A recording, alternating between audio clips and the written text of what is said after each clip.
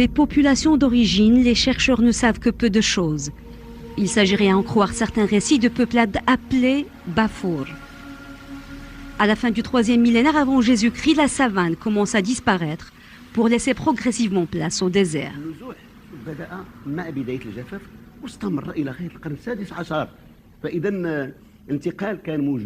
ولكن هناك من سكان الصحراء الذين تأقلموا مع المناخ الجديد وأصبحوا عبارة عن رحال يتنقلون بحثا عن الواحات وعن الماء.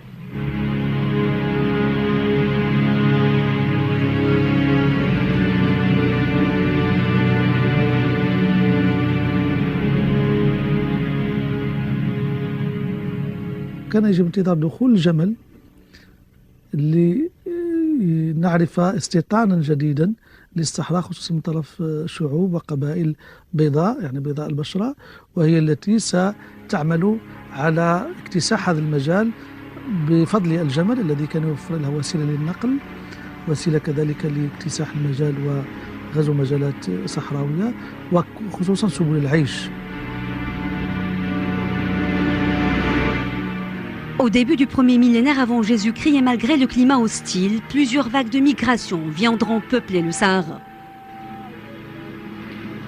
Les nouveaux arrivants sont des nomades berbères, des Sanhaja convertis à l'islam à partir du 8e siècle.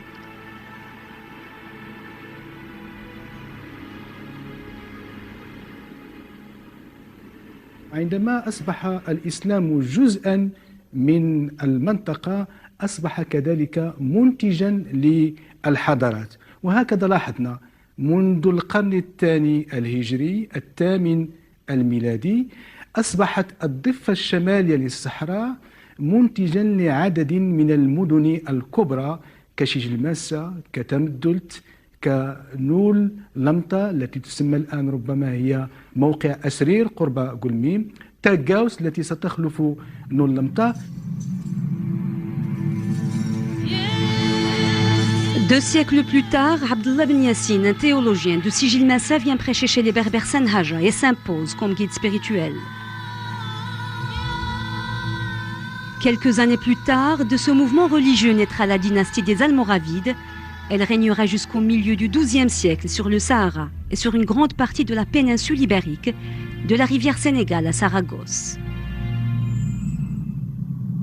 وصول الإسلام أعطى دينامية جديدة وأعطى بعدا جديدا حضاريا، هو الذي نفسر به الأحداث التاريخية، بمعنى أن قيام دولة المرابطين جاءت من أعماق الصحراء، من هذا المجال الصحراوي.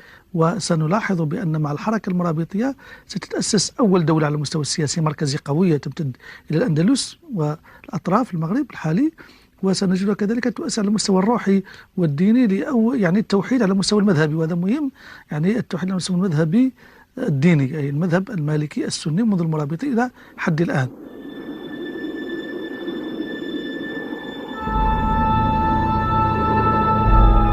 L'expansion de l'islam suivra au 8e et au 9e siècle les routes du commerce caravanier. Ces commerçants ont été les premiers à relier le Soudan, pays de l'or, avec l'Afrique du Nord.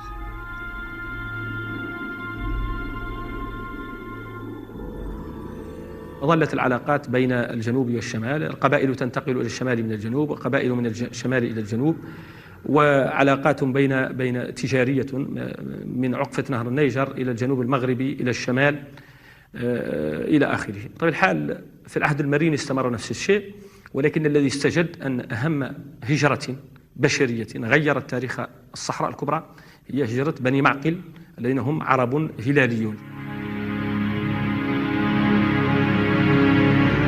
Aux premières vagues de population du Sahara s'ajouteront celles des Banu Hilal et des Banu Salim venus du Hijaz au XIe siècle. Ils seront suivis 200 ans plus tard par les Arabes Maqil originaires du Yémen.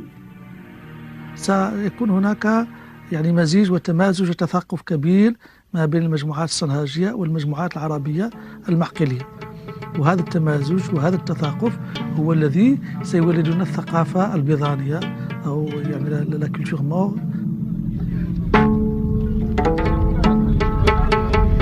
Appelée aussi Bidania, cette culture est un brassage ethnique et culturel des traditions arabes, berbères et sahéliennes. Elles cohabiteront, s'enrichiront et les spécificités de chacune donneront naissance à une véritable hiérarchie sociale. لاحقا وقعت هزائز، يعني وقع تدافع بين المجموعات اللي تنتج عنه أن أصبحنا أمام مجتمع فيه نوع من التخصص الوظيفي، في قبائل تحمل السلاح، وفي قبائل تهتم بالعلم والتعليم، وفي قبائل تسمى تابعة أو تمارس المهن، يعني إما مع يعني مع هذا الفصيل الأول اللي هو محارب، أو تحت لواء قبائل الزاوية. Parmi les nombreuses zaouïas du Sahara, celle du Cheikh Mohamed El-Mami Ould El-Filali. Nous sommes dans la région de Jelwa, à 300 km au sud-est de la ville de Dakhla.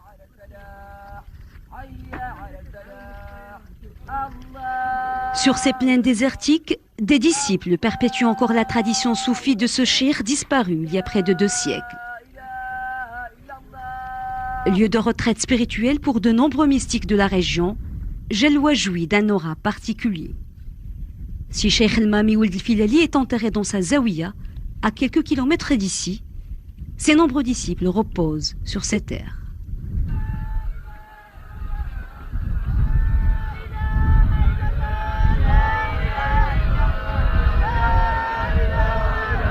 Jelwa est depuis 3 siècles un haut lieu de savoir au Sahara. Elle abrite aujourd'hui l'une des dernières écoles coraniques nomades, les Mahadra.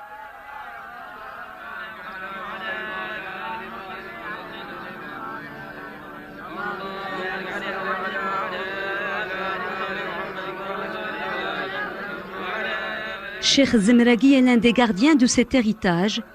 Il dispense son enseignement dans le strict respect de la tradition bédouine de ses ancêtres. المجتمع فعلا مجتمع بدوي وآثاره الحضارية كانت الرياح والأمطار كفيلين بأن تمحوها، ولكن مع ذلك هنالك بعض الصمود لهذه الآثار، وطبعا لا يوثق عندنا إلا ما هو من زمن العلويين من عند مولاي إسماعيل.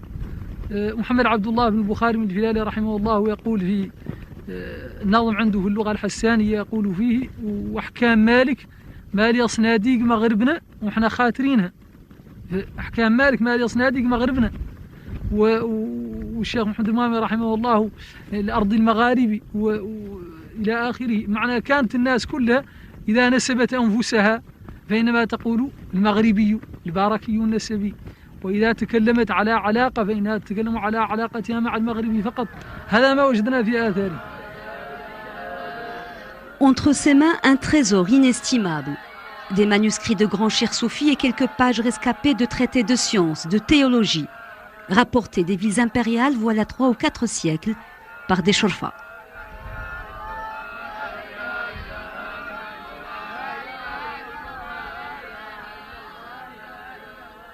Encontramos no muchas, pero familias sherifianas en el sur. Los que conocemos, Sheikh Mohammed Fadel, etcétera, se remontan también al profeta, por esa misma vía que hemos comentado antes. En cuanto a las características, pues son parecidos, solo que los que habitan en ciudades, pues tienen más contacto, digamos, con la civilización, entre comillas, sin que eso quiera decir que en el desierto no hay civilización. En el desierto existe una madrasa riquísima en contenido, me refiero. Existe una biblioteca magnífica que se trasladan a lomos de camello. Existen en las ciudades de Walata, Chinguetti, etcétera, Guadán, una biblioteca estupenda de libros manuscritos, cuidadosamente, primorosamente realizados. Es decir, el saber está en el sur de forma un poco diferente.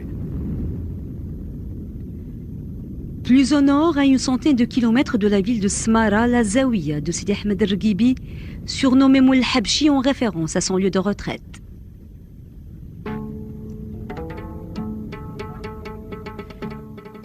Même éloigné du centre du pouvoir et des villes impériales marocaines, Sidi Ahmed El-Rgibi, ses ancêtres et sa descendance ont préservé les attaches avec leur région d'origine au nord à travers les liens spirituels.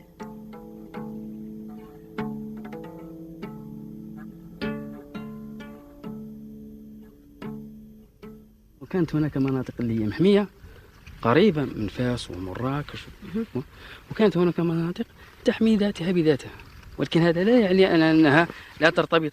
أكبر الارتباط كان ما بين المغاربة ككل والمغاربيين ككل، والارتباط الديني. لما كيكون الإنسان أنا كيصلي كيقول الله ينصر السلطان ويهد الوطن، لا علاقة له بسلطان ولا يعرفه، ولكن يسمع بأن هناك سلطان مسلم مؤمن كيحكم واحد الدولة اللي هي كبيرة بالعدل وكذا، كيدعي ليه ولو ما كيعرفوه. Sidi Ahmed Erguibi, descendant de Sidi Abdeslam Ben Mchiche, repose aujourd'hui sous ses stèles. Né à la fin du XVIe siècle, il a réussi à propager le message de la tariqa de ses maîtres du Nord dans les confins les plus reculés du Sahara.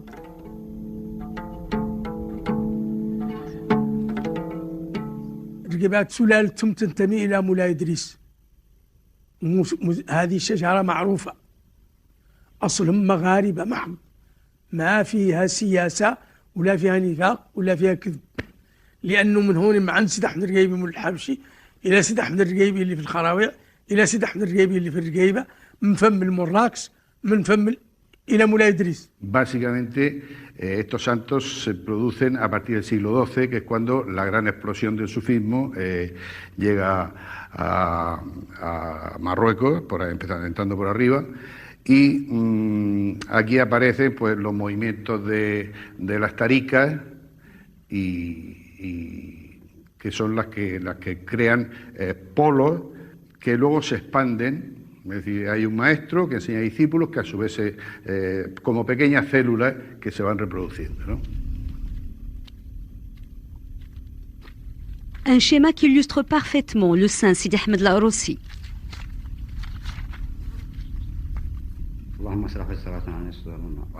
Ce descendant des Chorfa Idrissides est arrivé dans la région d'Oued Dahab quelques années avant Sidi Ahmed Erguibi. Sa grande piété lui a valu le respect de toute la population de la région.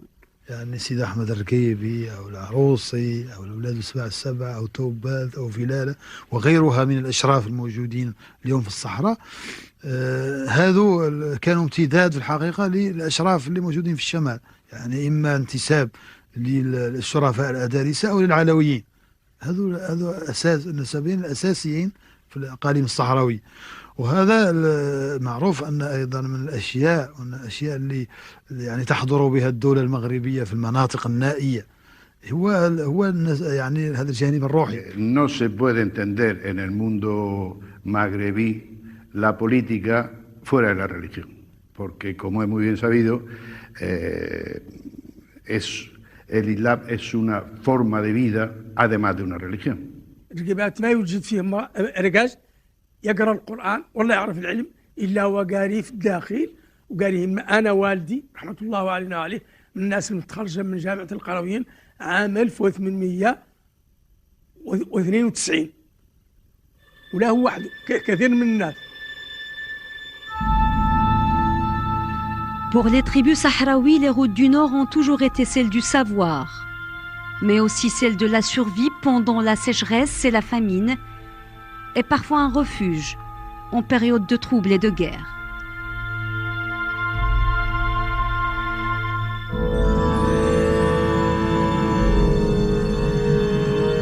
Au fil des siècles, les brassages entre tribus du Nord et du Sud n'ont jamais cessé, et à ce jour, pareil brassage reste visible dans presque toute la région du Maroc, comme ici au cœur du Haouz, dans la région de Ben Guerir, dans le douar d'Erguibet.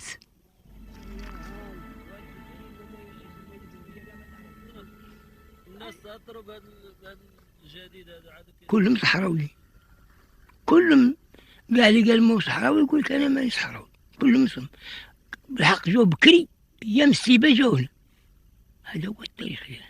بونا صحراوي حقيقي ما فيها حتى شي حاجه، وجاب 3 الخواتات وجوج خوت، جا غا على ظهرو، رافدهم غا على ظهرو من الصحراء، رافدهم على ظهرو، وتم جا يكحز الى هنا هذا الطراب وقعد فيه.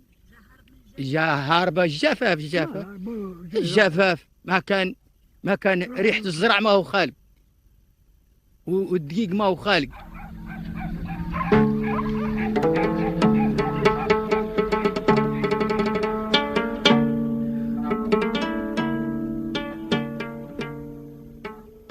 أنا عندي طرف من قبيلتي اللي هي قبيلة الزرقي، يوجد في محل يسمى الحصير، يعني يبعد عن مراكش تقريبا ب40 كيلومتر، والطرف منها في الساحل الأحمر في العمليات التساوية، والطرف منها في زمور الخميسات، وهذا ينطبق على جميع القبائل بدون استثناء. الإنسان يعني يفقد بعض مثلا الإمكانيات فيتجه نحو الجهة التي يرى فيها يعني علاقات وأصل وعلاقات يعني اجتماعية وروحية وسياسية إلى غير ذلك.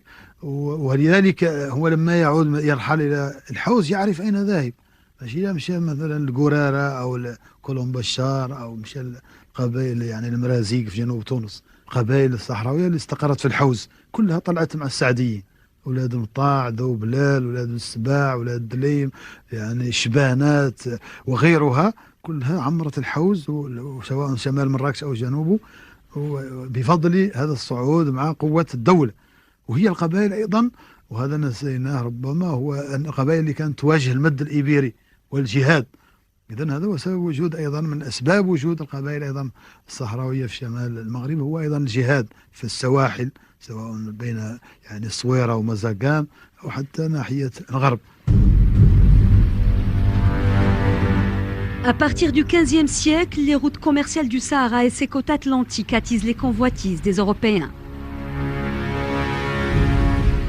En 1476, les Espagnols occupent les îles Canaries. À partir de ce jour, leur soif de conquête ira croissante.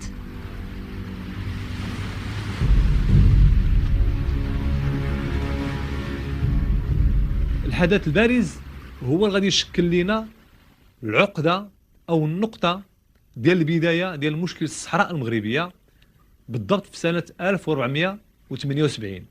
في هذه السنة ناض الملك الإسباني وصيفط واحد البعثة إسبانية عسكرية لدراسة إمكانية التوغل في الجنوب المغربي.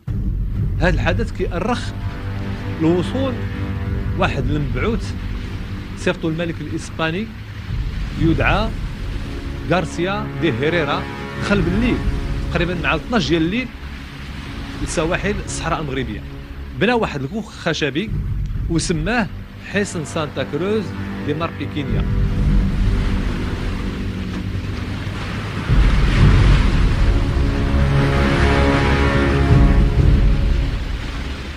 L'essentiel, c'est ce qui s'est passé en Europe en tant que mouvement expansionniste sur le plan économique à travers les océans, la découverte de l'Amérique, etc., qui a nécessité, bien sûr, de la part des Ibériques, qui étaient les plus agressifs, bien avant la France et la Hollande, de pouvoir effectivement chercher des territoires et des marchés nouveaux.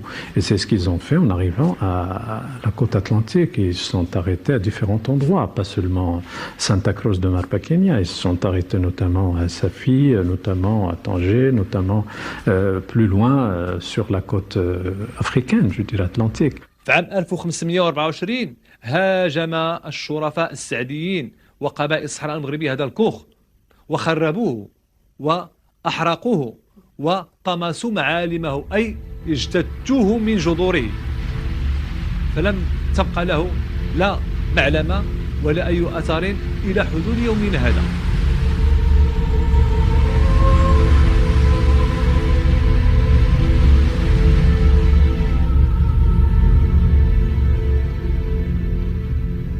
القبائل الصحراوية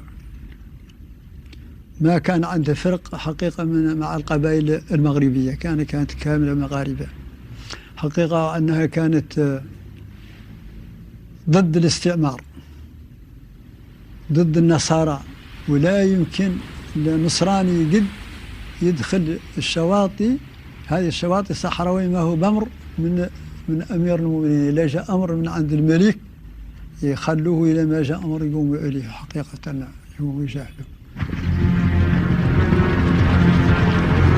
4 siècles plus tard, l'Espagne, plus expansionniste que jamais, déclenche la guerre de Tétouan. Le Maroc sort vaincu et affaibli de cette guerre colonialiste. L'Espagne peut dicter ses conditions. في عام 1860 أصبحت إسبانيا مزهوة بانتصار مقرون بالمساعدة البريطانية والفرنسية. هنا استيقظ الحلم الاستعماري الإسباني اللي كان في عام 1478 استيقظ في عام 1860. فرضت على المغرب معاهدة السلم، فرضت عليه يخلص غرامة مالية 100 مليون من الفرنكات آنذاك، وطلبت من السلطان سيدي محمد بن عبد الرحمن باش يعطيها أو يتنازل على قطعة أرض في الجنوب المغربي لبناء الحصن.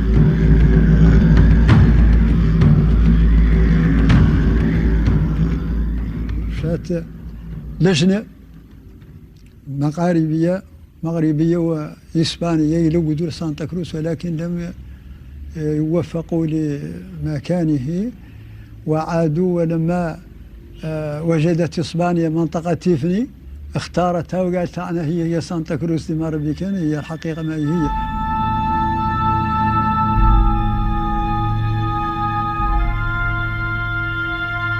في عام 1873 عندما اعتلى العرش مولاي الحسن الأول، وجد أمامه ملفات، وملفات ضخمة وضخمة جدا. الوجود الفرنسي بلاله مغنية، المعاهدة ديال التجارية ما بين المغرب وبريطانيا ديال 1856، البقايا ديال الديون ديال المترتبة على حرب تطوان، ثم مشكل آخر اللي غادي يظهر كبير، مشكل ديال الحماية القنصلية، ثم مشكل آخر ديال تضاعف بل تهافت الأجانب على استكشاف سواحل المغرب الجنوبية.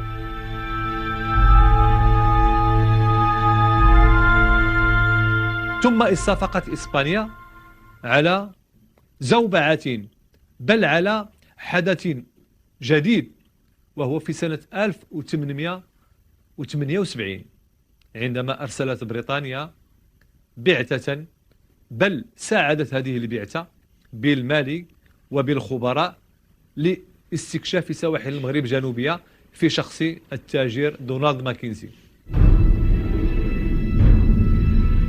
Ce commerçant écossais, également explorateur, aventurier, débarque sur les côtes marocaines du sud.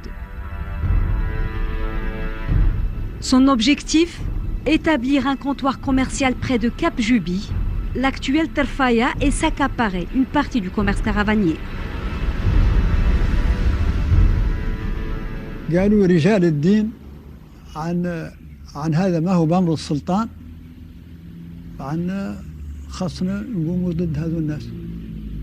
اتفق الجماعة عنها تحرق الأكواخ، هذوك الأكواخ، وتطوع رجلان هما محمد ولد السيب الخير وإبراهيم ولد أبو بكر دون بيركات، يزرقيين، هذو كانوا يزرقيين، هي الحقيقة الجماعة اللي يزرقيين، واللي كان متريصها بعد اللي نادبهم لذا عبد الله ولد علي بيبه الحقيقة، لأنه عقب داروا السلطان قايدوا أعطاها ظاهرة أعطاها قائد.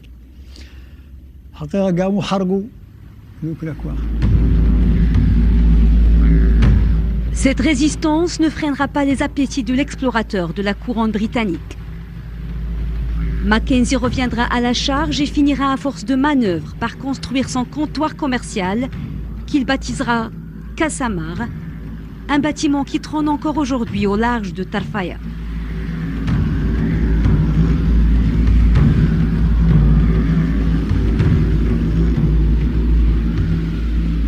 فاش جاو الانجليز واختاروا الموقع، كانت كاين واحد الجزيره صخريه واختاروا الجزء الجنوبي من هذه الجزيره لاغراض معروفه، لانه فاش كيجيو البواخر كان كيجيو من هذا الجانب يعني الجنوبي، وكانوا كيوقفوا مباشره يعني امام لا كازامار، واللي كان في هذيك المرحله هو ان البحر يعني كانت المدينه بعيد جدا عن كاسامار، لدرجه انهم كانوا كيستعملوا واحد القوارب صغيورين باركوات صغار باش ياسيريو لا نافيت ما بين المدينه ولا كازامار. الاختيار ديالها والوضع ديالها وسط يعني المحيط هو انه لغايات امنيه صرفا.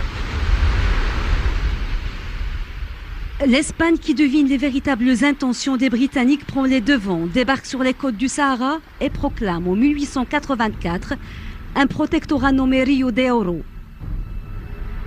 3 ans plus tard, elle étendra sa présence à la Séguia el Hamra. الإسبانيين بقاو في الذاكره ديالهم الوجود العربي 711 سنه ما بغاش يتمحى لهم من الذاكره ديالهم. ملي دخلوا هما وبناو هذا المركز ديال فيلا سيس نوروس سماوه باسم ديال واحد الراهب اللي كانت عيناته الملكه الاسبانيه ايزابيلا وطلبات منه باش يتعقب المسلمين اللي جراو عليهم من الاندلس وجاوا لشمال المغرب، سماتهم المرتدين الخارجين عن الدين المسيحي.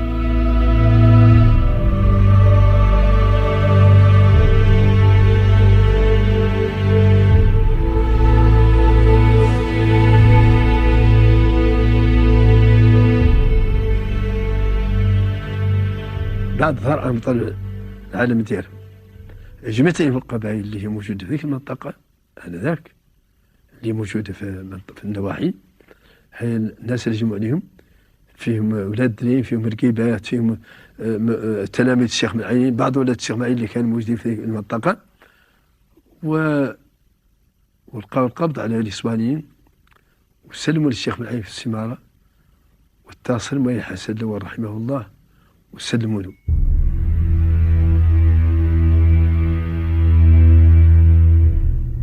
Conscient du danger de la double présence étrangère sur les côtes marocaines du Sud, le sultan Moulay Hassan Ier entreprend un voyage qui le mène d'abord à Tiznit.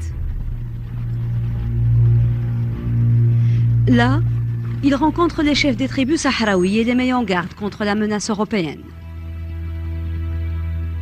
La mitad del siglo XIX es una etapa muy importante en la historia del imperio sherifiano, sobre todo con la llegada al poder de Moulay Hassan I, que va a iniciar un proceso de ordenar el territorio y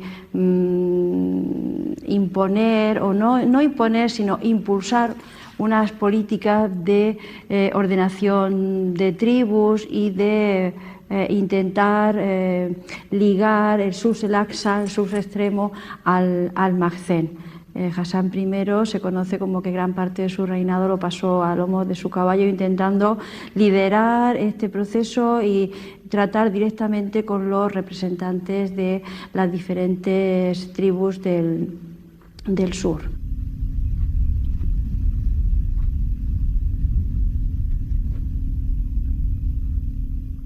Celui qui deviendra plus tard l'un des grands représentants des sultans du Maroc dans le sud est né sous les cieux du Haoud mauritanien, près de la ville de Ouellata.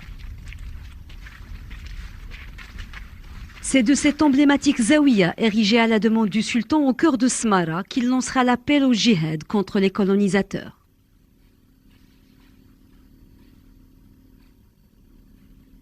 Une grande partie de la correspondance du Cheikh Al-Aynin avec les sultans alaouites est précieusement gardée à ce jour dans cette zaouïa. الشيخ Al-Aynin جاء 1865 وجد الشيخ سيد أحمد الرقيبي ولي مدفون ذيك الساعة، وجد الشيخ سيد أحمد العروسي ولي ومدفون ذيك الساعة، لأن الشيخ سيد أحمد الرقيبي له 600 سنة متوفي، الشيخ سيد أحمد العروسي سابقه ب 75 سنة متوفي، أولياء. Cheikh Al-Aynin مات هذا المنطقة إلى آخره. Fils d'un grand marabout, Al-Aynin acquiert très jeune une réputation de sainteté. Excellent prédicateur, il réussira à mobiliser toutes les tribus du Sahara. Lorsque arrive un zaoui qui plaide la cause djihadienne, il va de soi qu'il va trouver un écho positif chez les tribus. Donc, celui qui porte le djihad, ce sont d'abord les tribus, parce que c'est un objectif considéré comme étant noble en soi, et aussi c'est une nécessité absolue. Donc, effectivement, arrive Al-Aynin, et donc il s'est aligné la cause des tribus, ce qui lui a permis d'avoir une assise auprès de ces tribus. Et ils ont porté les armes en vue de chasser effectivement la présence française et espagnole. الشيخ Al-Aynin قال بأن الاستعمار نازلة كبرى وأن بلاد الإسلام ينبغي أن تدافع عن البلاد وأن الخضوع للاستعمار لا سيما في ظل وجود سلطان له هيبة وبيعة ومكانة لدى مسلمي المنطقة، ينبغي أن لا يتم ذلك. إذن قاد هذا المشروع، وبالتالي هو مشروع منخرط في تقليد إسلامي يستند إلى سلطنة مركزية في هذا الجزء من بلاد المغرب الإسلامي. وقد كان إذن الشيخ مالعيني يجسد التقليد العلمي الصحراوي العريق المتأسس على الروافد الثقافية المغربية الذي تراكم منذ 7 قرون أو 8 قرون. عرف بأن فرنسا وصلت بين المقرين هذا بين معاه 220 كيلومتر من ندر من السنغال. الغرض عندها هي محاربة أولا، لأن هذه الجهة الشرقية المحارب فيها اللي هو رقم 1 هو قبيلة الرقيبان. الجهة الجنوبية الساحلية أول قبيلة فيها كذلك هم أولاد دلين. هذه الشواطئ فيها هيئة الحسن، فيها الزركيين، فيها العروسيين، فيها ولاد دلين، فيها الجهة الشرقية من الشمالية الشرقية فيها قبيلة توس. Par Daher, le sultan Moulay el-Hassan ne tardera pas à en faire son représentant officiel au Sahara. Un leader spirituel et politique rétribué chaque mois par l'État.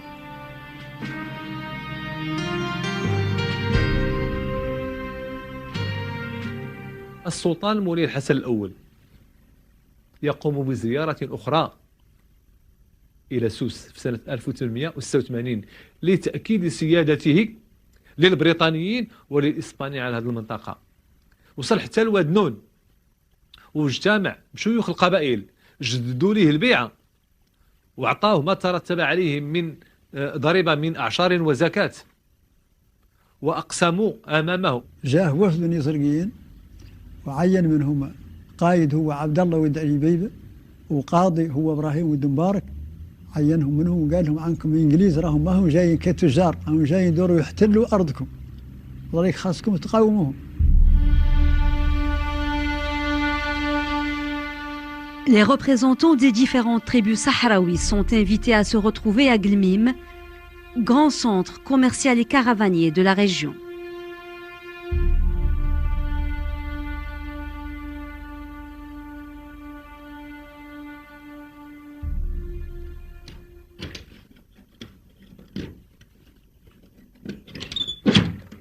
Le sultan Moulay el-Hassan Ier les recevra dans cette qasba, celle de l'un de ses représentants à Ouadnoun, le Qaïd Dahman ou le Beyrouk.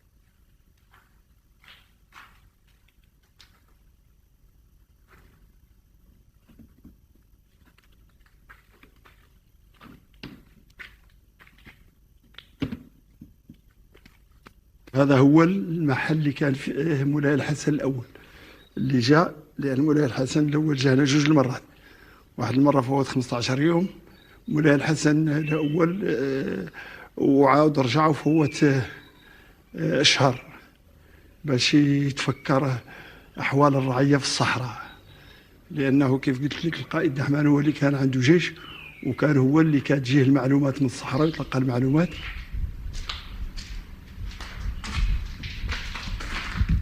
Cómo se analiza el poder político del sultán en esta época, porque no podemos decir que existiese una autoridad central o un poder en sentido contemporáneo, sino cuál es el tipo de poder. Y el Mohamed Tosi lo ha estudiado de manera muy brillante, un poder a través de la información. El sultán controla directamente todo lo que está pasando en el territorio, es informado. Son unas redes de información fantásticas las que posee y continuamente él sabe lo que está pasando en estos territorios, aconsejando lo que se debe hacer, y hay una relación directa entre sus representantes o delegados, podríamos llamar, en el territorio y él.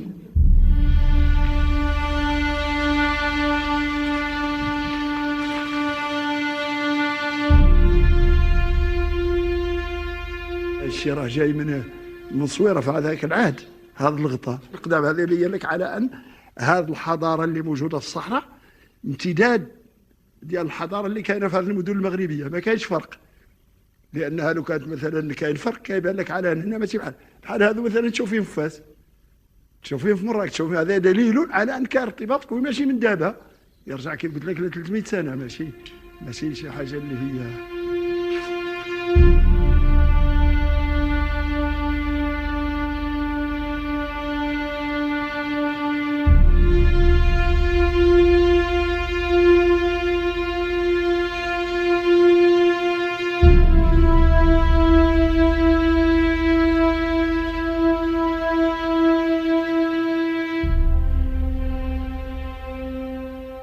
هذه الظروف توفى مولاي الحسن وعاد بلو مولاي عبد العزيز ابنه، وجاءت حامية عسكرية من جيش مولاي عبد العزيز، وعينوا 3 قياد من يزرقيين.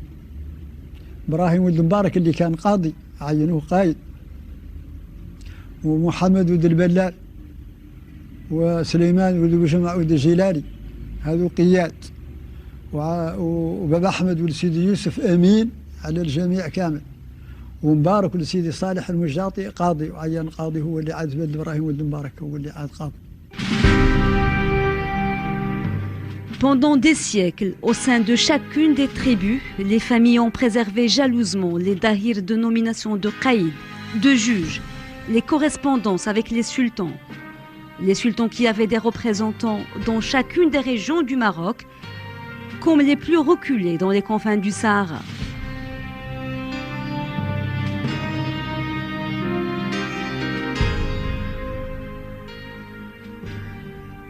إبراهيم ولد مبارك باصدقاء ديالهم اللي كانوا ولاد عمو، كاين محمد البلال، كاين سليمان ولد بوجمعه، كان تم تعيينهم قياد في المنطقه بحكم انهم هما القبيله اللي متواجده هنا بطبيعه الحال مع القبائل الاخرى، مع الشيخ، مع العليل، مع عيد الحسان، مع الفويكات، مع المجاط، مع الميار، هذو كاع قبائل كانوا متواجده في الساحل خاصه في المنطقه ديال الطرفايه.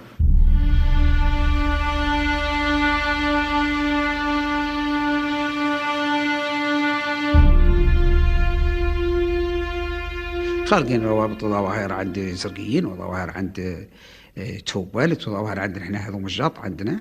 ها ظاهر راهم فيه المسائل كاملات اللي كانت تربط القبيله باسم القبيله معها والملوك، وكانوا فيهم الناس اللي هما رؤوس القبيله مذكورين فيها يقولوا له القايد السي صالح، ويقولوا له القايد عثمان المجاطي، ويقولوا له هذو كانوا مذكورين. هذا واحد منهم يعني يرسموا هو الملوك، كانوا يهدوا لهم، يمشي من هو الوفد من عانة ويهدوا لهم، يقولوا لهم المعايزات الزرق، المعايزات الزرق، يديهم وفد من القبيلة للملوك في الشمال، هدية يهدوهم.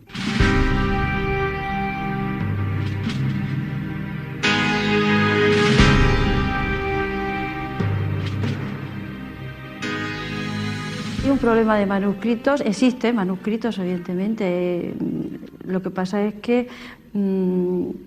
están bastante dispersos y el problema para los investigadores es precisamente la dispersión de estos manuscritos que están en posesión de las familias, son colecciones privadas y tienes que contar primero con el permiso y que estén de acuerdo con la investigación, pero existen manuscritos, existen las relaciones, existen libros de contabilidad y existe hay tres ejes fundamentales de investigación para el siglo XIX, que son 3 casas, entre comillas, importantes que mantienen una relación más directa con el poder central, que sería, por un lado está la familia de Sheikh Melaynin, por otro lado está también Sheikh Beirut y por otro lado también está la Maison de Elie. Son las 3 grandes familias que con el sur son, como podríamos decir, el lazo de unión con el Maghzen.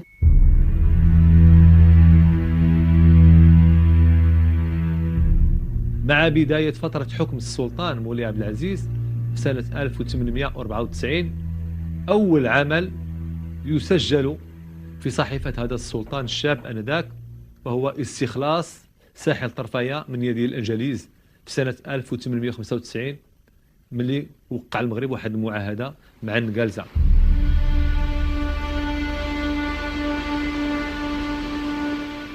Les Britanniques se retirent. Donald Mackenzie accepte de rétrocéder au Maroc le comptoir commercial de la Cassamar contre 50 000 livres de l'époque. Ce traité maroco-britannique de 1895 stipule également qu'aucune puissance ne pourra avoir des prétentions sur les territoires allant de Ouaddra à Cap Boujadour parce qu'ils appartiennent au Maroc.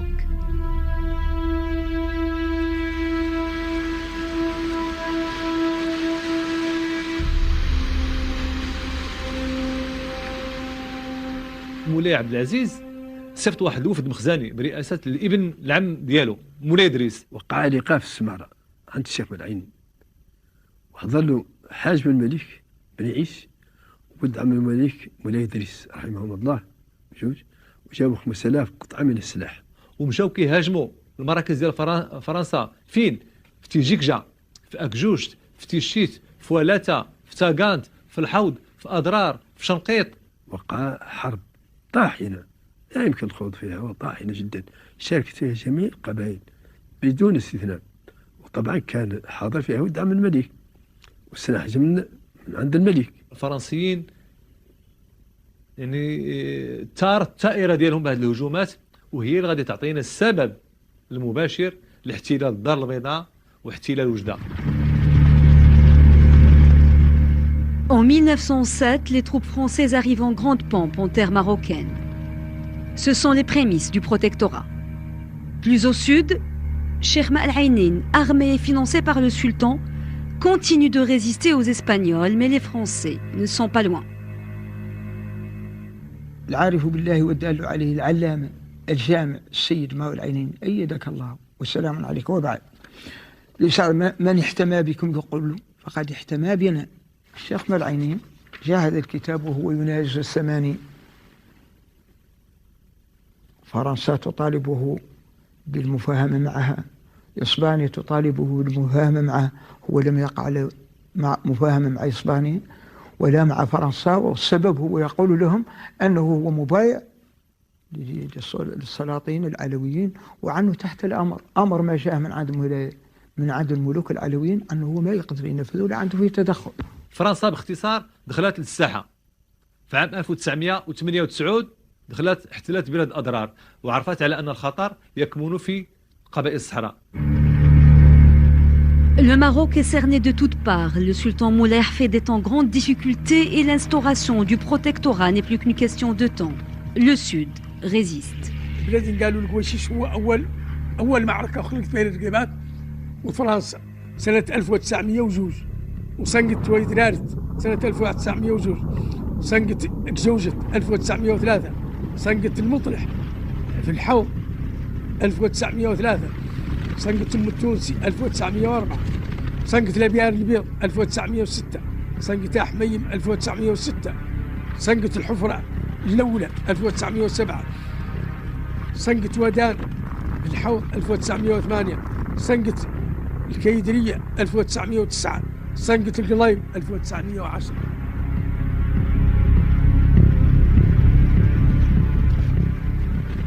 دعم الأسلحة وما يحتاج به المجاهدين من الماكول ومن الملبس ومن الغرطات، هذا كامل كان يجي من الداخل. ما هون معمل يعدلوا منه ذا، ولا هون مصنع ديال الأسلحة، هذا كان يجي من الداخل. وفي ذاك التاريخ حسب اللي يقولوا كان السلاح ينباع في الأسواق في مراكش في قدير في قليميم، هذا ينباع علنيا، الناس يشتروا الأسلحة فهم، وكان تجيهم المجاهدين في المغرب مرتبط الجنوب بالشمال. Et lorsque Al-Aynin est décédé, son fils est passé à la vitesse supérieure. Il a revendiqué la notion de pouvoir théocratique et il a fait en sorte qu'il porte le djihad, son point culminant, en allant chercher à segmenter l'espace d'abord saharien et nord-saharien atlantique, notamment en allant à Marrakech. Et à Marrakech, il va effectivement prendre Marrakech et s'installer à Marrakech jusqu'à ce que l'alliance entre les grands caïds et le pouvoir français finit par le chasser.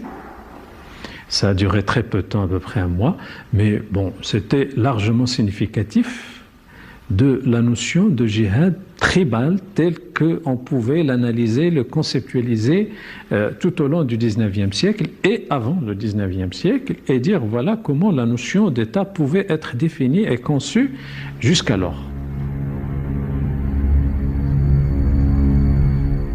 En 1913, une colonne française bombarde Smara et détruit partiellement la zaouia du Cheikh Al-Aynin.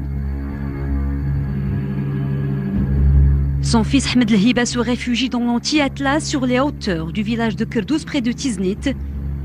Il poursuit la résistance contre les Français qui auront réussi auparavant à imposer le traité de Fès pour l'instauration du protectorat.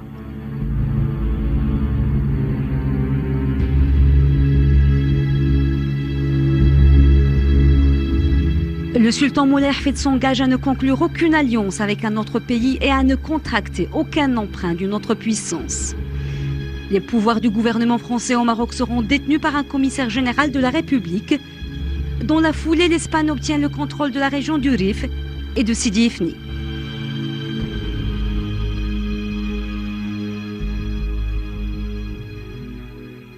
وبعد توقيع عقد الحماية أرسل السلطان المولى عبد الحفيظ رسالة إلى الشيخ أحمد الهيبة يطلب منه أن يتزعم الجهاد ويبين له في هذه الرسالة أن الحماية فرضت عليه وأنه وقع عقد الحماية مرغما.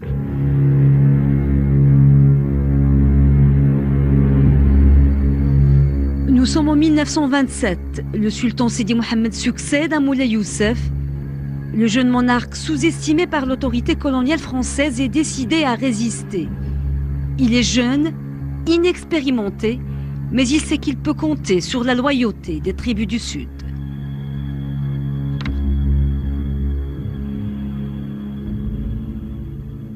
الشيخ مربيه ربه ظل يقاوم هنا انطلاقا من هذه القلعة كردوس إلى سنة 1934 ويجب أن نتذكر أن هذه السنة تعد سنة مهمة جدا لأن هي السنة التي تمكنت فيها فرنسا من بسط سيطرتها على هذه المناطق وهي كانت قد بدأت احتلالها المغرب منذ سنة 1907 لكنها لم تستطع الدخول إلى هذه المناطق بسبب شدة المقاومة إلى هذه السنة سنة 1934 وهذا ما يؤكده الشيخ مربيه ربه في يوميات خروجه من كردوس يقول أما بعد فقد خرجنا من كردوس بعد ثلثين مضيا من ليلة الأحد من سنة 1352 وما خرجنا حتى أحاطت بنا الجنود الفرنسوية من كل مكان بالمدافع والطيارات واحتلوا القبائل.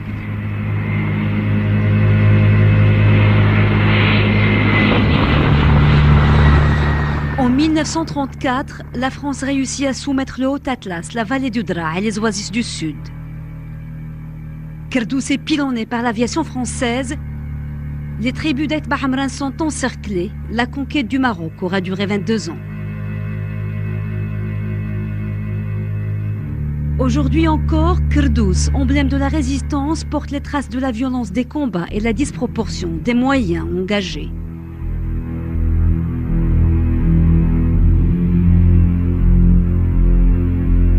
Les populations paieront cher leur résistance. Il n'est plus question de mission civilisatrice et pacificatrice, mais d'une démonstration de force. Et c'est à dessein que l'armée française filme les batailles, mais aussi une population de résistants, vaincus et enchaînés. Désormais, le Maroc est bel et bien divisé. اتفاق بين اسبانيا وفرنسا قسموا الارض اللي ما كانتش مقسمه. هذا التقسيم كله تقسيم استعماري وهذا فرنسا من هذا الشمال هذا الجنوب تندوف هذا كله تقسيم استعماري.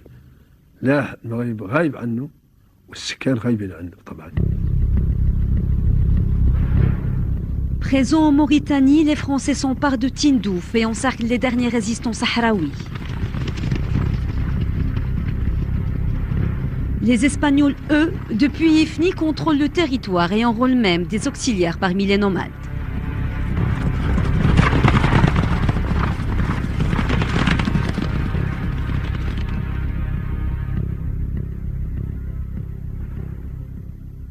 C'est donc la pression française qui a obligé un peu l'armée espagnole à commencer un petit débarquement d'une petite avionnette du colonel Capaz qui atterrit a commencé à partir de 1904 la présence militaire et coloniale dans l'époque. Pour la première fois depuis 1884, les Espagnols se risquent à l'intérieur des terres alors qu'ils étaient restés confinés sur les côtes jusque-là.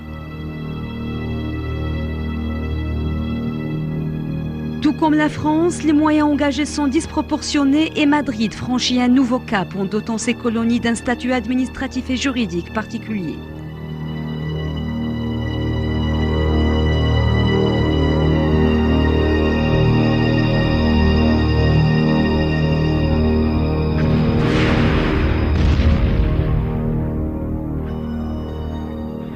el territorio del Sáhara queda dividido en dos jurisdicciones distintas. Por una parte está la zona sur del protectorado, con la zona norte del Rif, la zona sur que corresponde a la zona de Tarfaya y Tantán, y por otra parte está la parte Saqueterján del Río de Oro, que es una colonia. Entonces, aunque son dos administraciones jurídicas diferentes, pero son los mismos militares y hay una gran también confusión entre ellos porque tienen el mismo mando, pero en realidad son diferentes. Y con respecto a las fronteras trazadas por el colonialismo, hay una ruptura total, hay un desencuentro y hay una gran diferencia en cuanto al desarrollo político o la continuidad de ambos territorios. Les Espagnols avaient une puissance nettement plus faible que la puissance française. Le Sahara, pour eux, est un espace de transition. Ils n'ont jamais cru réellement à leur présence au Sahara. Ils ont toujours su qu'ils étaient là provisoirement. Ils ont adopté une politique qui consiste à ne jamais investir au Sahara, à ne jamais promouvoir un lien structurel type avec la péninsule. Ils ont toujours plaidé pour une politique de l'exploitation facile. La richesse naturelle, le poisson, surtout, jusqu'à ce qu'apparaît le phosphate. Et là, les choses vont commencer à changer progressivement. C'est alors une véritable surenchère qui s'engage entre les deux puissances occupantes. Lorsque l'une gagne en assurance, l'autre prend un peu plus de risques. بمجرد مع علم الصحراويين بالظاهر البربري الفرنسي حتى قامت مظاهرات في الخيام والمداشر الصحراوية. في سنة 1942 جاء أحد أبناء الشيخ ماء العينين عند السلطان محمد الخامس وجدد بيعته وبيعة القبائل الصحراوية كلها رغم أنف الإسبانيين والفرنسيين. قام على محمد الخامس طبعا 53 بدات الناس تتحرك هنا. اسبانيا عطاتها تطمينات عن هي ما معترفش بن عرفه متشبث محمد الخامس. بعثوا لنا مغربي رحمه الله جينار اللي هو مزيان ديك الساعه عنده نفس الرتبه اللي عند فرانكو. عينوه والي في جانا باش يطمئن. قال محمد اسبانيا مع محمد الخامس راه ما معترفش بن عرفة الآن راه تساعدكم على المقاومة اللي بغى يتقل العيون بغى يتقل الفنية راه تساعدنا فأنت ما تساعدنا. L'Espagne était gouvernée par Francisco Franco, qui était bien sûr l'allié de Hitler et de Mussolini. Et par conséquent, après la Deuxième Guerre mondiale, il a maintenu sa politique qui était opposée à la présence française au Maroc. Tout ce qui est de nature à affaiblir la position, la présence française au Maroc, lui, il plaidait pour, quitte à faire alliance avec l'armée de libération du Nord. Dans tout le Maroc, la résistance face aux deux occupants s'organise.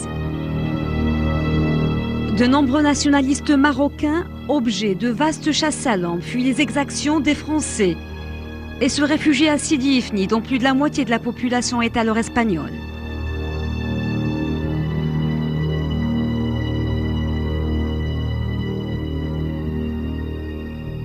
أنا من جملة الناس اللي مشات لفني في 54 وكون تما إطار ديال المقاومة اللي داير ارتباط بالدار البيضاء اللي تيزودوا بالوسائل الممكنة ديك الساعات الأسلحة ديال الإمكانيات المادية وفي نفس الوقت تستقبل اللاجئين اللي هربوا من المتابعة في الجيش الفرنسي.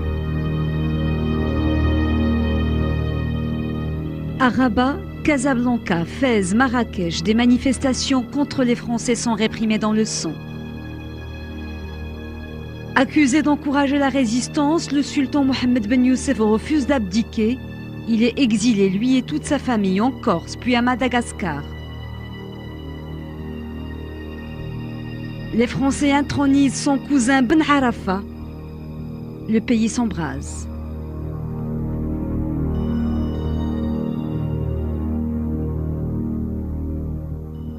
عند منين نتفهم محمد الخامس الناس ما تلاو يضحوا العلايات، ما تلاو يلبسوا اللباس الفاخر، ولا تلا مثلا شيء مثلا من حالة التزيين ما تلاو الناس يديروها، لأنها إلى منين طالبوا الناس العشر شي نقولوا له احنا العشر، وهو مثلا ضريبة يقبضوها النصارى، منعوها الناس، ما يمكننا نعطوها إلا بأمر من الملك.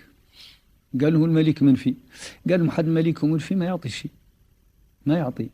ملي رجع محمد الخامس صبح انعكاس اللي كان عنده في الدار البيضاء ديال الحماس، كاين في فني، كاين في العيون، كاين في تندوف، كاين في هذه الفترة هذه كلها، والناس طالبين يلتحقوا بالمغرب. Nous sommes le 7 avril 1957. La poignée de main est obligée entre le roi Mohamed V et le général Franco. Un accord est signé à Madrid qui met fin à la souveraineté espagnole sur le nord. Le Maroc retrouve la même année Tanger, soumise jusque-là à un statut international. À partir d'une indépendance donnée à la force, que l'Espagne s'est attachée au territoire du sud, Ifni, Tarfaya et Sahara, avec une volonté de ne pas céder ces régions. Le moment est historique. 15 mois après son retour d'exil, le roi Mohamed V est accueilli par les populations du Sahara. Il prononce un discours à Mohamed el-Ghizlan et appelle à la mobilisation pour le parachèvement de l'unité du pays. شاونا جد البيعة وقال لي قاعد شوهما احنا في نواحي السمارة بين السمارة والديون. أنا كنت أصغر واحد في الوفد. المسائل كانت عادية، كانت الراي المغربي طالع في قدم الصحراء كاملة مع محمد الخامس، مكاتب حدود الاستقلال مفتوحة في جميع مناطق الصحراء، يعني الأمور عادية جدا. محمد الخامس أعطانا تعليمات ونصائح أن نكون مع أسوانيا بخير حتى يجي الوفود اللي هي تسلم الأرض. Mais au début des années 60, l'Espagne ignore la vague de décolonisation qui touche plusieurs régions dans le monde. Elle ne prépare pas son départ, au contraire, elle renforce sa présence au Sahara. La découverte des gisements de phosphate de Boukrar n'est pas étrangère aux promesses non tenues. La carte dessinée par Al-Fassi, qui est très bien connue, incorporait tous les Sahara occidental, aussi la Mauritanie et tout ça. Mais les petits empires coloniaux espagnols avaient une certaine signification pour le franquisme. Vous savez, Franco aimait s'entourer d'une escorte de morts, habillés avec une longue cape, les turbans, comme le chef d'un empire colonial. Naturellement, Franco ne voulait pas partir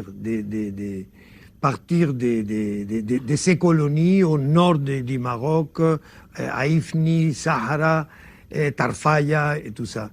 Et il a eu une certaine résistance, naturellement.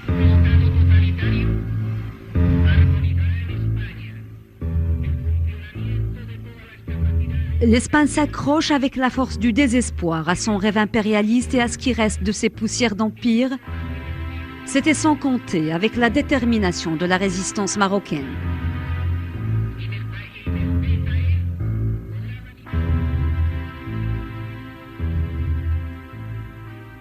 جاتني استدعاء ديك الساعة، قالوا لازم نتلاقاو في الدار ديال الخطيب، دار الخطيب في الرباط ديك الساعة مع الإخوان ديالنا المقاومة. هنا قالوا راه حنا جاتنا تعليمات من عند سيدنا خصنا نمشيو للجنوب الصحراء. الحملات مسلحة، وبالخصوص بدات في 56 في جوان 56 في هذه المناطق، في منطقة اسمها مناشار، منطقة اسمها مركلة، منطقة اسمها الزمول، السويحات، النواحي كلها دايرة بتندف.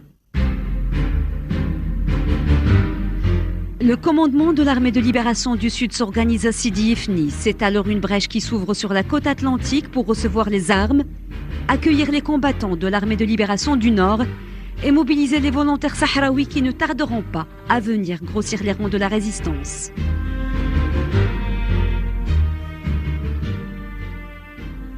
المرحلة الثامنة تكونت في نفجير شرق داخل هذه 180 كيلو من هون وضع 190. علمت به الناس وتلاحق عليه الناس، تلاحقت عليه وتكلف عنه لا يجيب له السلاح هو الهاشمي، مشات معه رجلية لا يجيب السلاح مدافع من الطنطا. Voici Ifni, l'enclave espagnole du Maroc, qui subit depuis des semaines les assauts des troupes irrégulières marocaines.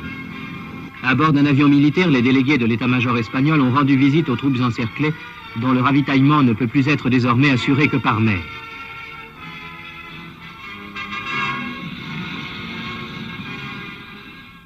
صبحت الفرقة ديالنا أقوى فرقة لأنه فيه الناس سميتو ملي كانوا وصلوا شي بلاصة كنلقاو الناس مسلحين بعد القبائل تينظموا لينا.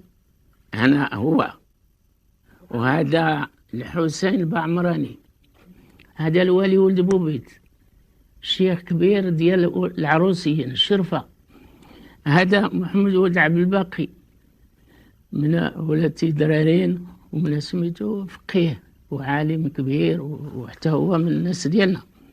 هذا سميتو محمد ولد زيو معروف، محمد ولد زيو من الرقيبات سواد والرجل شجيع وسميتو كان معنا الله حتى هو ما عرف واش ديك الجهة ولا لا. وهادو كاملين أغلبية ديالهم شي من آية الحسن، شي من الدليميين وشي من أهل الشيخ من العينين، وشو فهمتي كل هادو كاين الآخرين، هادو أغلبية ديالهم راه شي جوج راهم في ديك الجهة فهمتوا ولا ثلاثة، الله يهديهم الله يجيبهم. En janvier 1957, une colonne de l'armée de libération du Sud franchit Seguel Hamra, libère Smara, Biranzaran, Awsel et arrive même à atteindre les ports de l'Adrar mauritanien. Le seul moyen qu'avait Jaish Tahrir pour mobiliser, je parle encore une fois du haut commandement de Jaish Tahrir, pour mobiliser les tribus, c'était de revendiquer le djihad au nom du sultan. Et ils ne savaient pas que ce haut commandement allait vouloir imposer une restructuration de l'ensemble, je veux dire, notamment sur le plan d'organisation militaire, sur le plan de l'imposition d'une autorité centralisatrice au Sahara, notamment en imposant des prises en charge alimentaires et en imposant une restructuration de la notion politique, en voulant même juger ce qu'ils appellent les traîtres. Galvanisés par leurs victoires successives, certains membres de l'ALS deviennent incontrôlables. L'intensification de la lutte armée justifie à leurs yeux des agissements condamnés par les populations et leur recommandement. جيش تحرير ما عندوش مصادر التمويل. المصادر الأولى اللي كانت هو جات من ممتلكات ولا أموال ديال الخونة اللي تعاونوا مع الاستعمار، اعتقلوهم في جيش التحرير وبالخصوص الخلفان ديال القلاوي ولا البشوات في هذيك المناطق، خداو منهم إمكانيات وخداو منهم أتات المسائل. واخا كاين تصرف في ديك الساعة ما كانتش عادية، ما قبلناهاش.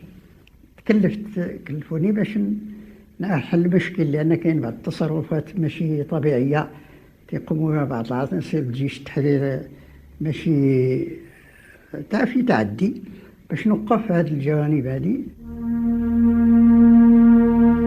Très vite, les Espagnols ne maîtrisent plus que le littoral atlantique. Dans leur rang, les victimes sont si nombreuses qu'on ne les compte plus.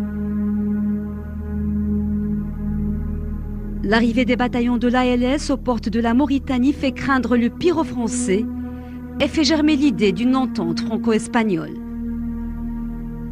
La France a commencé à comprendre à l'époque la nécessité pour elle, notamment les décideurs tels que Mitterrand, Guy Mollet, Jacques Chaban-Delmas, etc., avaient commencé à comprendre la nécessité pour eux de rentrer en alliance avec l'Espagne franquiste.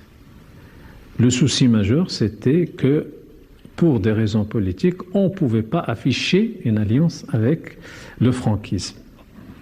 Et du coup, il fallait négocier d'une manière assez délicate, secrète, et faire en sorte qu'une alliance militaire puisse envisager une opération militaire combinée entre la France et l'Espagne pour attaquer la résistance جهاديا دو جيش التحرير. في الحرب مع اسبانيا كان جيش التحرير حقق انتصار كيف قلت لك في الصحراء المغربيه طائفه تحررت، السماره تحررت، اوسرد كذلك الجيش المغربي اللي كان في الجيش الاسباني التحق بجيش التحرير. هنا في هذه الفتره كاش كان ديك الساعه اتفاق ما بين اسبانيا والفرنسيس باش ينظموا الهجوم المشترك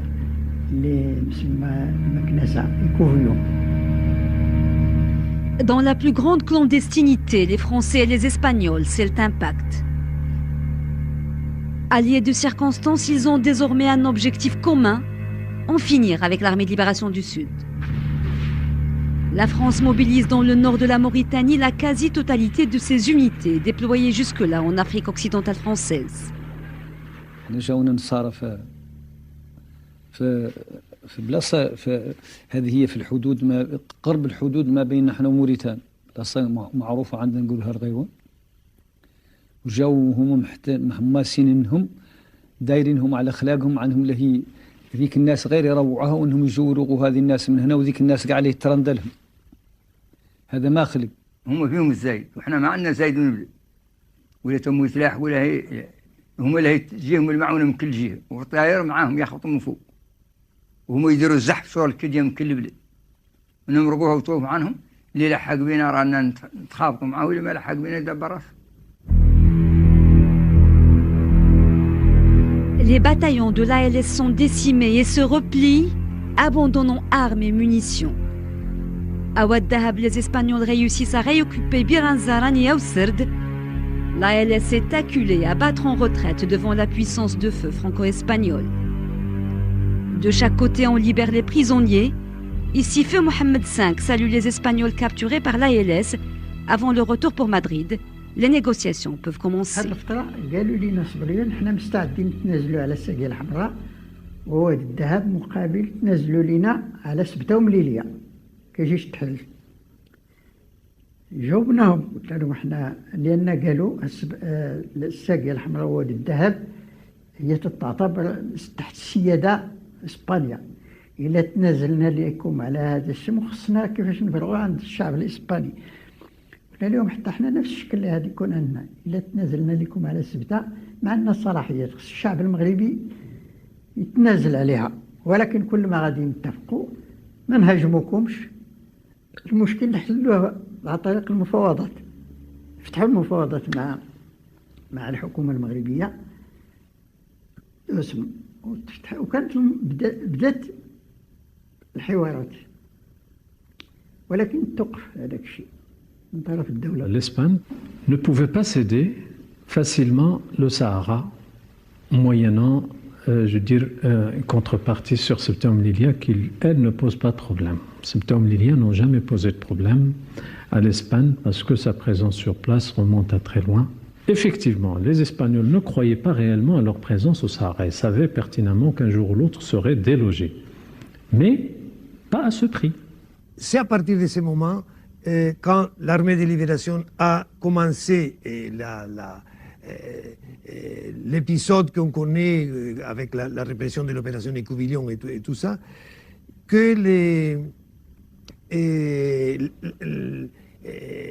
l'Espagne a décidé de convertir le Sahara et Ifni dans des provinces espagnoles. Le Sahara dépend désormais de la présidence du commandement militaire des Canaries. Il est administré comme une province à part entière avec des représentants en Cortés, le Parlement espagnol, où siègent désormais des notables sahraouis comme Khatri ou Saïd el-Joumani.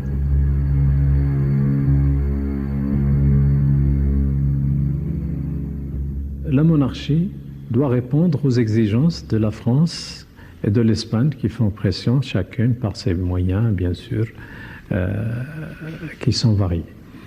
Alors, dans cette situation-là, la responsabilité est partagée entre la France, l'Espagne, le palais, le haut commandement de l'armée de libération et le mouvement national qui, lui, il a des exigences. Dans cette situation, il était vraiment très difficile de pouvoir décrocher des acquis dans le cadre des négociations pour l'indépendance. Le drame du Maroc, c'est que lorsqu'il a été colonisé, il n'a pas eu affaire à un seul colonisateur. Nous avons été colonisés par 2 colonisateurs, les Espagnols et les Français. Si nous avions eu la chance d'en avoir qu'un, nous aurions soldé de tout compte notre affaire du nord au sud. Malheureusement, il nous a fallu négocier le protectorat français, ensuite le protectorat espagnol sur la zone nord, par la suite enlever à Tanger son statut international pour la souveraineté marocaine. En 4e lieu, il nous a fallu redescendre sur Tarfaya morceau par morceau, parce que comme vous connaissez, le général Franco était un homme très dur à la compréhension de la décolonisation.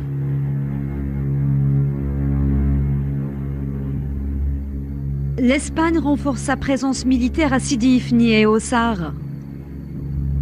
Elle entame une politique de structuration administrative, politique et sociale. En 1963, elle organise des élections municipales qui se tiendront par la suite tous les 2 ans. Une jmara est également mise en place, une sorte d'assemblée territoriale sans pouvoir ni prérogative.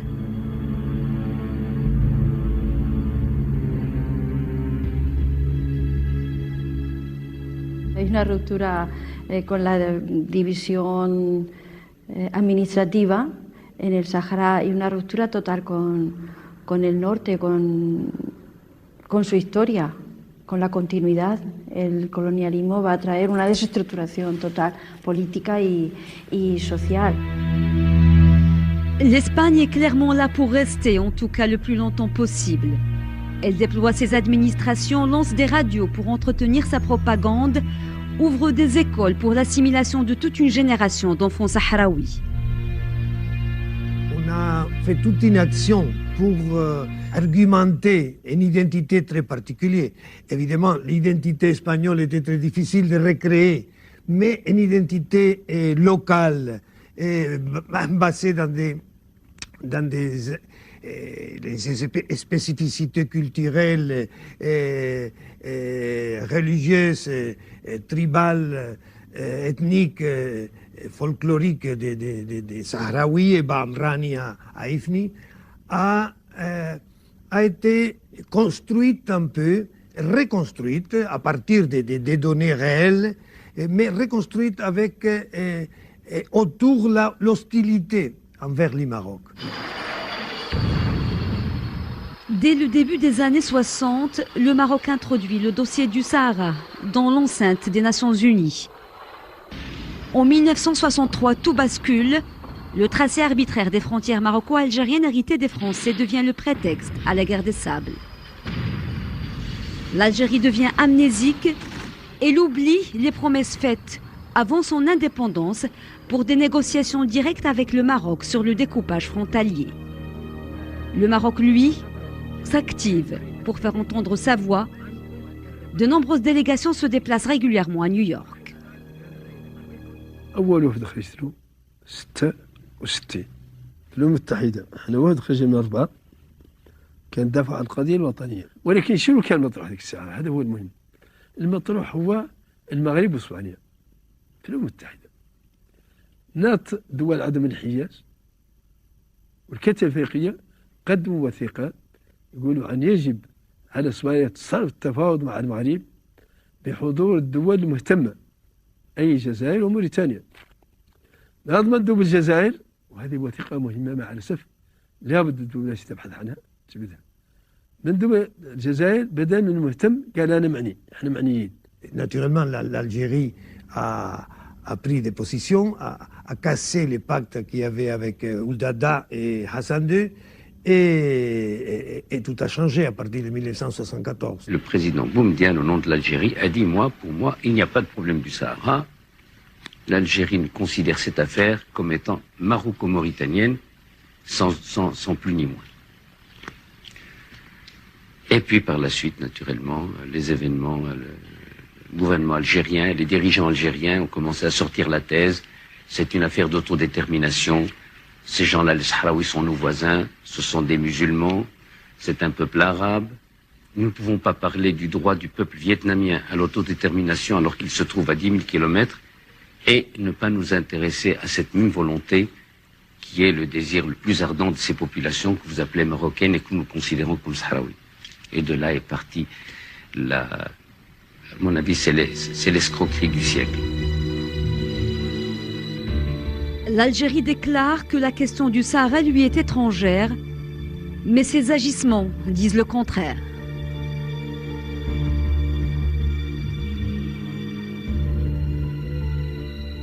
الجزائر ما عندها حتى طلب رغم هذه عامين وحنا نتكلم والناس مازالوا يفسروا الخلفيات نتاعنا كأننا احنا ما نعرفش نهضروا ما نعرفش نتكلم بأننا باغيين نخرج الحديد نتاعنا ماناش الحديد تاع خارج البلاد ماناش قادرين نخرجوه على الشمالي خاصنا نخرجوه على الصحراء بأننا باغيين ممر بأننا باغيين الفوسفات لا. L'Algérie avait des ambitions grandioses, notamment sur le plan économique, sur le plan expansionniste dans l'Ouest africain, la sidérurgie de Skikda Annaba qui était quand même assez prometteuse pour l'Algérie à l'époque, la position de l'Algérie au sein des non-alignés, qui était un État progressiste, bien vu par le tiers-monde, etc., et qui était sur une position je dirais expansionniste, agressive, avec un ministre des Affaires étrangères très jeune et très dynamique et aussi très agressif, qui était l'actuel président, Bouteflika. Et par conséquent, l'Algérie pouvait être ambitieuse et vouloir accaparer le leadership sur la région. Et du coup, elle pouvait se permettre le luxe de soutenir, d'abord elle a soutenu le Morhab, qui est une association, et puis elle a vu, voyant que ce n'était pas consistant, elle a fini par soutenir le Polisario lorsque le Polisario a fait ses preuves. Le président algérien soutient ouvertement le mouvement séparatiste. Les membres du noyau fondateur du Polisario vont être récupérés, hébergés, financés et armés par Alger.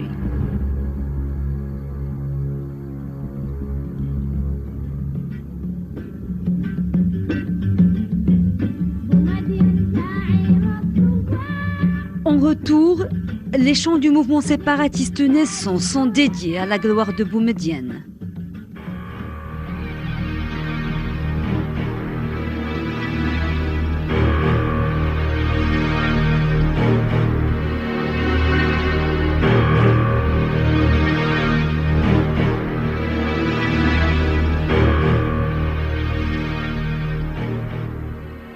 هذه الصورة ديال طلبة ديال الصحراويين اللي جبتهم أنا ومجموعة في 57 واللي منهم فيه بيد الله وفيهم كذلك الناس اللي مشاو قادة بوليزاريو آنذاك كنا أخذنا لهم دار هنا في الدار البيضاء دار التلزاني دخلناهم المدرسة المحمدية هادشي في 57 وفيهم اللي خدا الإجازة وفيهم اللي اسمه دخل الشبيبة المغربية ولا دخل الأحزاب السياسية ولكن في الفترة بعد السبعينات كان عندهم اللي يفكر باش يمشي يكافح من أجل تحرير الصحراء كمغربية ما لقاوش دعم بل بالعكس فيهم الناس اللي مشاو ملي قرروا يمشيو لتما قبطوهم في طنطا ديك الساعة وفقير تكرسوا عليهم وعذبوهم وهذه السبب اللي جعلت واحد العدد مشاو اما لموريتانيا وما مشاو لتندوف ديك الساعه باش استغلوها الاخوه الجزائريين وباش تكون بوليزاريو.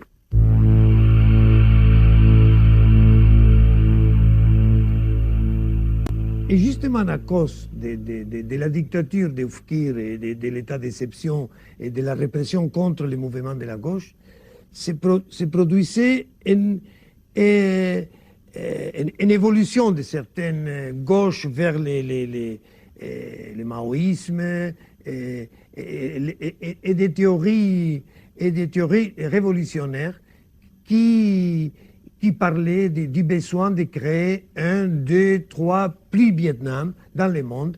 Et donc, pourquoi pas convertir le Sahara aussi dans un autre Vietnam et profiter de la décolonisation pour créer un nouveau Vietnam, un nouveau foyer de conflit contre l'impérialisme. Et c'est là où le groupe de Ilal Hammam a eu des contacts avec El Wali et d'autres jeunes de l'époque. L'objectif initial de ce jeune étudiant en droit était la libération du Sahara de l'occupation espagnole et sa récupération par le Maroc. Avec un groupe de jeunes sahraouis, il crée officiellement le Polisario en mai 1973. Lorsque l'Ouli à Rabat se mobilisait corps et âme pour susciter l'intérêt des décideurs marocains à Rabat pour aller s'insérer dans la société sahraoui en vue de libérer le Sahara de l'Espagne durant les années 60 et 70, au début des années 70, elle était sincère. Elle était sincère. Elle était sincère et en cela, il faisait de son mieux pour que les choses soient réglées dans le cadre national, cadre du Maroc. À Rabat, le pouvoir fragilisé par les 2 coups d'État successifs de 71 et de 72 a d'autres priorités. Un durcissement rend toute revendication, tout étudiant suspect aux yeux de Rabat. La classe politique, elle, reste sourde à l'appel des jeunes Sahraouis.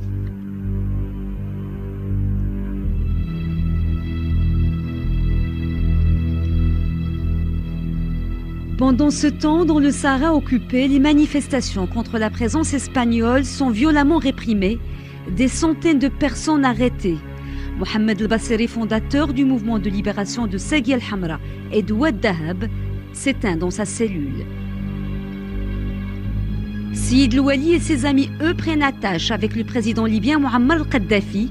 Il les financera avant qu'il ne soit définitivement récupéré par l'Algérie. À Madrid, la fin du règne de Franco est proche. En 1974, le Maroc saisit l'ONU et demande l'arbitrage de la Cour internationale de justice. Je fais à l'Organisation des Nations Unies aujourd'hui et à l'Espagne, par contre-coup, la proposition suivante. Vous prétendez, gouvernement espagnol, que le Sahara était res nullius. Vous prétendez que c'était une terre ou un bien qui était en déshérence.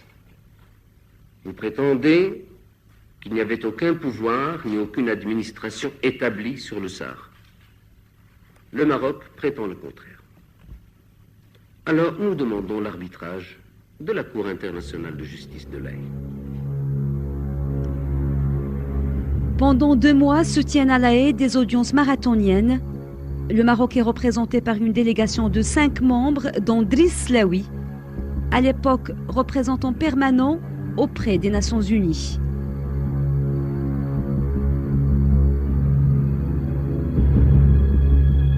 Le 16 octobre 1975, la Cour internationale de justice rend son avis. Elle reconnaît que le territoire du Sahara occidental n'était pas une terre sans maître avant la colonisation par l'Espagne et qu'il y avait des liens juridiques et d'allégeance avec le Maroc et l'ensemble mauritanien.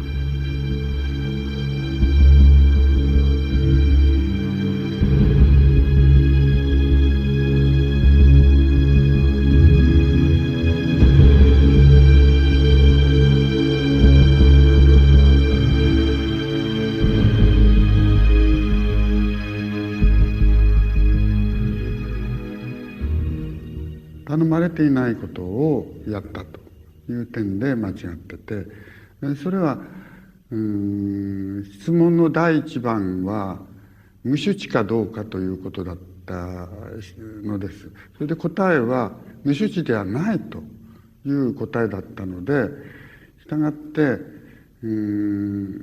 どこに主権があるかだけが問題になったはずなのに、西サハラの自決権の問題に言及したというのが2番目の間違いです。3番目の間違いは自決権の主体の人民という言葉が定義されていなかったのに、それを適用したということが3番目の間違いです。で、4番目の間違いは、それに関わって、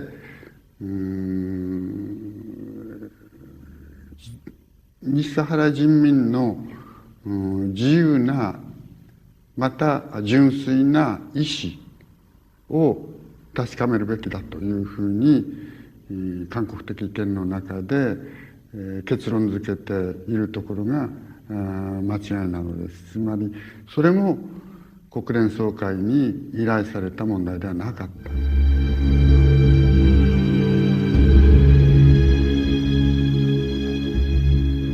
その時には確かにモロッコの歴史についての研究も十分ではなかったし、本当はあった資料も十分に生かされなかったということが一つの原因だったと思いますし、もう一つの原因は当時はまだ冷戦の最中で、冷戦構造の枠に入ってこない問題というのは基本的に国際社会は重大な問題として捉えなかったということもあったのではないかと思います。Le droit international est une science qui n'est pas mûre. C'est une science qui souffre de lacunes énormes. Il lui échappe la dimension anthropologique. C'est un droit qui ne traite qu'avec les États et les fronts de libération. Et ne traite pas avec les populations, avec les individus, avec les tribus, avec tout ce qui a une valeur propre. القانون الوضعي هو اللي يجب أن يتكيف في نظري، هو اللي يجب أن يتكيف مع هذه الخصوصيات ديال الشعوب، ماشي يطبق عليها قوانين اللي نابعة من واقع آخر، واقع الدولة كما ظهرت في المجتمعات الغربية، الأرض وسكان ومحدودة إلى غير ذلك. نحن هنا أمام مجتمعات رحالة ما عندهاش الحدود أصلا. La légèreté de la Cour internationale de justice deviendra une carte maîtresse dans le jeu des Algériens. En outrepassant leurs compétences, les juges de la Haye offrent à l'Algérie et à ses protégés un argumentaire inespéré sur l'autodétermination. Reste que sur le fond, le Maroc a obtenu gain de cause sur les deux questions posées. Non, le Sahara n'est pas une terre sans maître. Oui, il y a des liens juridiques avec le Maroc. Des liens interrompus par le colonisateur espagnol, mais jamais rompus. La marche verte lancée par Feu Sa Majesté Hassan II en sera la démonstration la plus éclatante aux yeux de la communauté internationale. Mais dans les couloirs des états-majors algériens, c'est la colère. La riposte prend la forme d'une expulsion de 350 000 Marocains installés depuis des décennies en Algérie. Une déchirure de plus, et il y en a eu beaucoup avec la colonisation. Acculée à partir, l'Espagne cherche encore le moyen de continuer à exercer son contrôle sur cette partie du Maroc, quitte à favoriser la création d'un micro-État dans la région. L'Espagne a changé complètement de position. Il plaidait réellement et totalement pour la création d'un État indépendant ou, à la limite, d'une région autonome au sein du front, au sein de l'Espagne. Chose que le Maroc avait compris. Le Maroc n'avait pas les moyens d'imposer sa politique à l'Espagne, mais il avait un allié sûr qui était les États-Unis et la France. Et ce sont ces deux-là qui ont tranché dans l'affaire du Sahara, profitant bien sûr de la situation où Franco était agonisant, pour imposer les accords de Madrid. Le Maroc récupère les 2/3 nord de son territoire occupé par l'Espagne. Le tiers sud sera intégré à la Mauritanie. L'accord est formalisé le 14 novembre 1975 à Madrid. Ahmed Osman représente le Maroc. Il est alors Premier ministre. L'Espagne voit mourir son ambition alors que le général Franco rend son dernier souffle. Ses rêves d'empire mourront avec lui.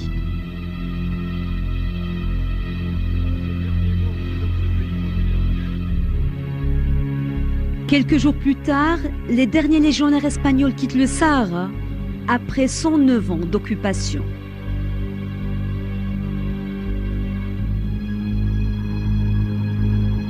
À peine le drapeau marocain hissé et les Espagnols partis, que les bruits de bottes se font de nouveau entendre, mais cette fois-ci depuis Tindouf.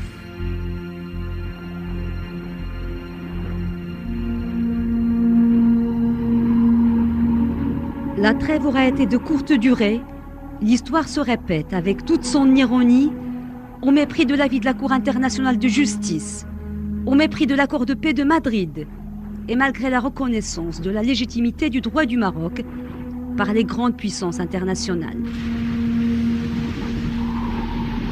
Les visées de l'Algérie restent intactes, même si les déclarations contredisent les faits. المغرب يطالب بالصحراء وموريتانيا تطالب بالصحراء والجزائر لا تطالب بالصحراء. الجزائر ما تحت طلب. اللي بغى سيدي علي بن غانم يبغى يبقى شو. حنا بغينا الصحراء، ولكن خصنا نعرفوا متاعبها ومشاكلها. Et que de sacrifices consentis, de deuil, de familles séparées par une guerre d'usure qui s'achèvera avec la signature d'un cessez-le-feu en septembre 91. Une fausse trêve, car c'est une guerre d'un genre nouveau qui s'engage, avec pour otage des milliers de séquestrés parqués dans des camps en Algérie.